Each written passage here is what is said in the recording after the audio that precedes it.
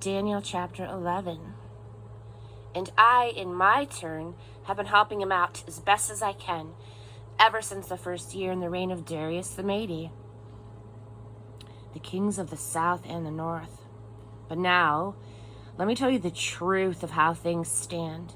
3 more kings of Persia will show up, and then a 4th will become richer than all of them.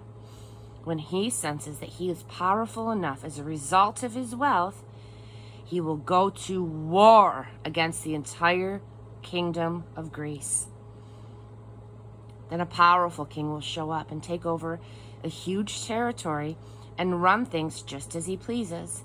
But at the height of his power, and with everything seemingly under control, his kingdom will split into 4 parts, like the 4 parts of the compass.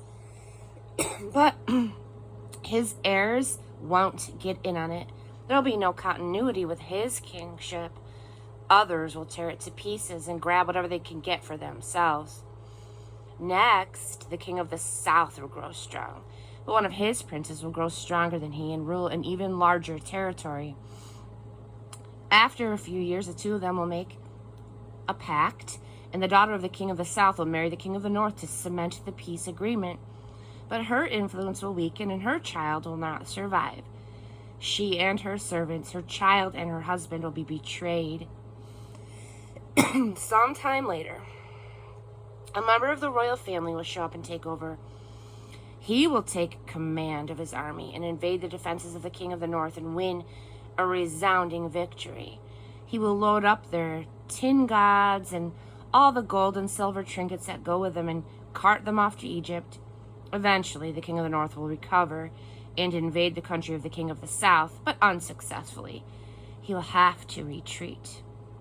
But then his sons will raise a huge army and rush down like a flood, a torrential attack on the defenses of the south.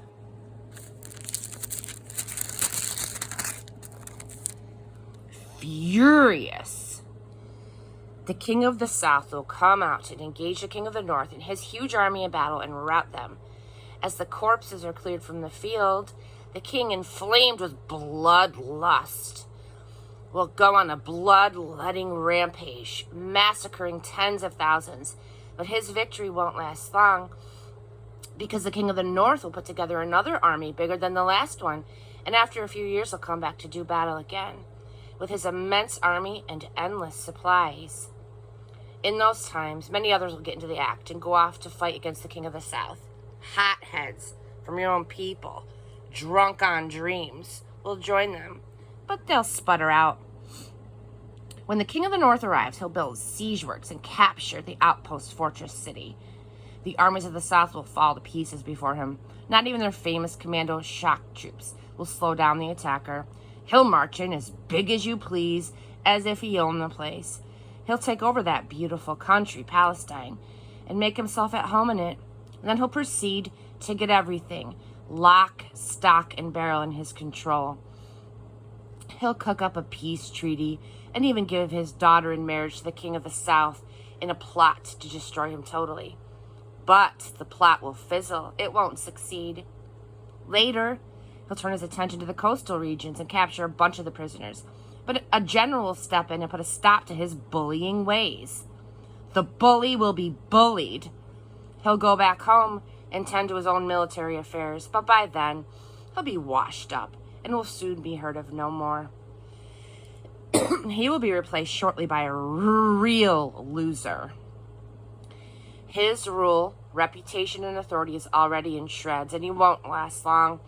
He'll slip out of history quietly without even a fight. His place will be taken by a reject, a man spurned and passed over for advancement. He'll surprise everyone, seemingly coming out of nowhere, and will seize the kingdom. He'll come in like a steamroller, flattening the opposition. Even the Prince of the Covenant will be crushed. After negotiating a ceasefire, he'll betray its terms. With a few henchmen, he'll take control. Arbitrarily and impulsively, he will invade the richest provinces. He'll surpass all of his ancestors, near and distant, in the rape of the country, grabbing and looting, living with his cronies in corrupt and lavish luxury. He will make plans against the fortress cities, but they'll turn out to be short-sighted. He'll get a great army together, all charged up to fight the king of the south. The king of the south, in response, will get his army, an even greater army, in place, ready to fight. But he won't be able to sustain that intensity for long because of the treacherous intrigue in his own ranks, his court having been honeycombed with vicious plots. His army will be smashed, the battlefield filled with corpses. The two kings, each with evil designs on the other, will sit at the conference table and trade lies. Nothing will come of the treaty, which is nothing but a tissue of lies anyway. But that's not the end of it. There's more to this story. The king of the north will go home, loaded down with plunder, but his mind will be set on destroying the Holy Covenant as he passes through the country on his way home. 1 year later, he will mount a fresh invasion of the south, but the second invasion won't compare to the first. When the Roman ships arrive, he will turn tail and go back home. But as he passes through the country, he'll be filled with anger at the Holy Covenant. He will take up with all of those who betray the Holy Covenant, favoring them.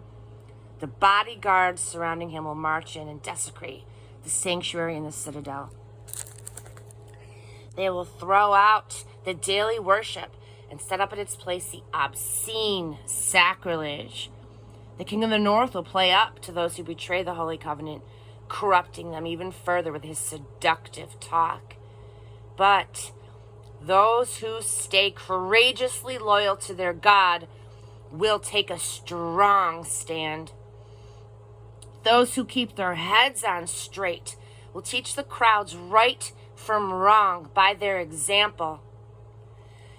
They'll be put to severe testing for a season, some killed, some burned, some exiled, some robbed.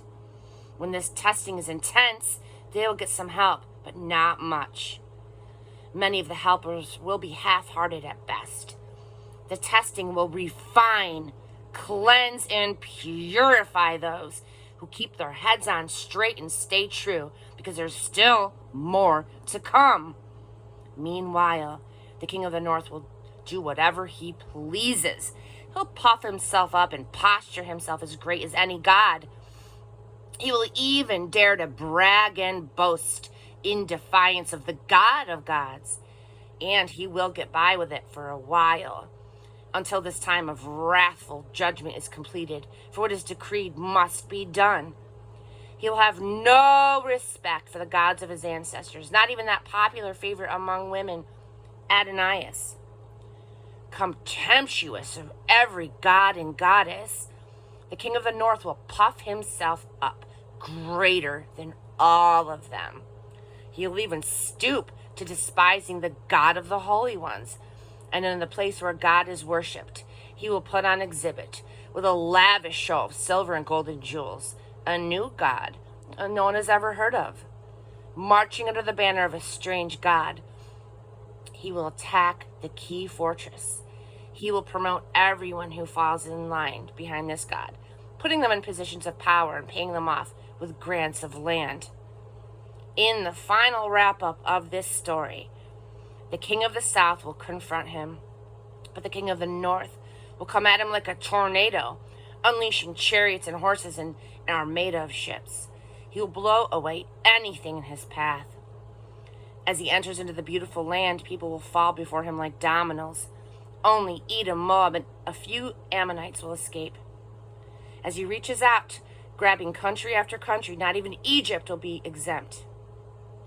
He will confiscate the treasuries of Egyptian gold and silver and other valuables. The Libyans and Ethiopians will fall in with him. Then disturbing reports will come in from the north and the east that will throw him into a panic. Towering in rage, he will rush to stamp out the threat. He'll no sooner have pitched camp between the Mediterranean Sea and the Holy Mountain, all those royal tents, then he will meet his end, and not a soul around who can help.